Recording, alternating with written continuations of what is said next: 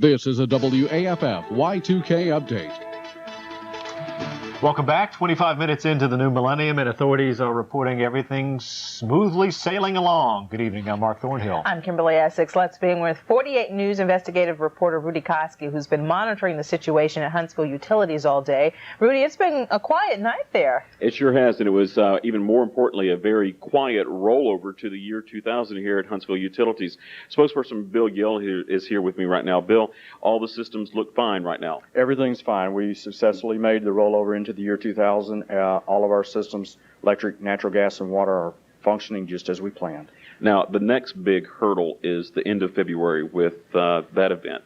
Yeah, some people have mentioned that the leap year day will be possible another event, but just like this one for the year 2000, the January 1 rollover, we feel our systems will work just as they did tonight. Crews coming in now?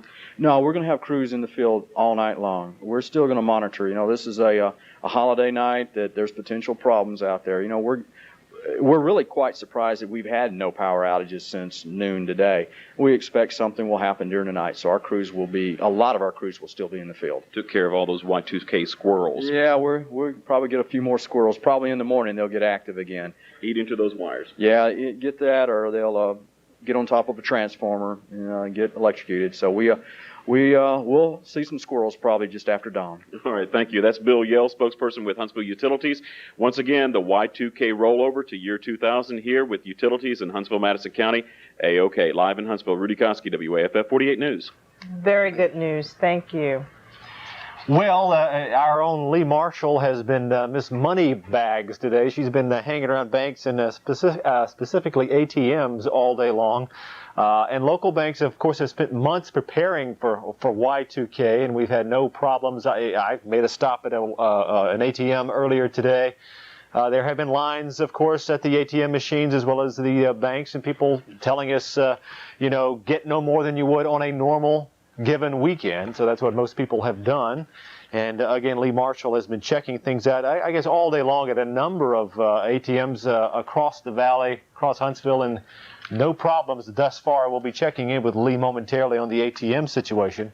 Meantime, let's talk about the airline situation. The threat of a computer meltdown grounded many travelers this New Year's.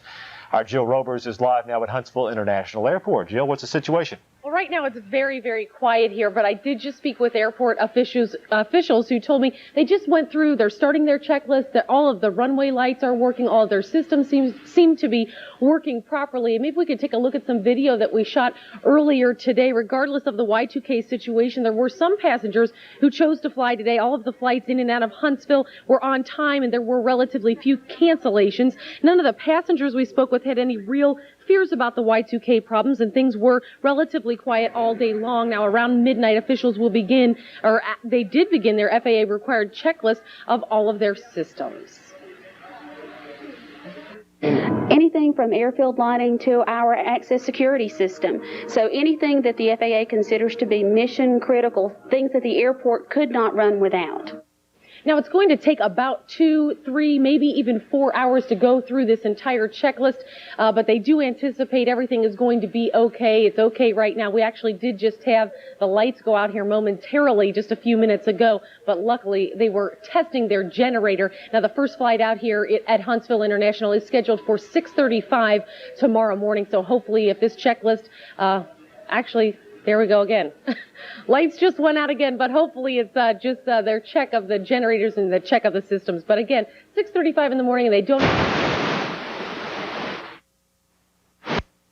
Well, and that was Jill Robers reporting, obviously having a little problem maybe ourselves. Not a Y2K Not problem. Y2K problem. Emphasize though. that, right? So we asked the question, did the Y2K bug bite in the shoals?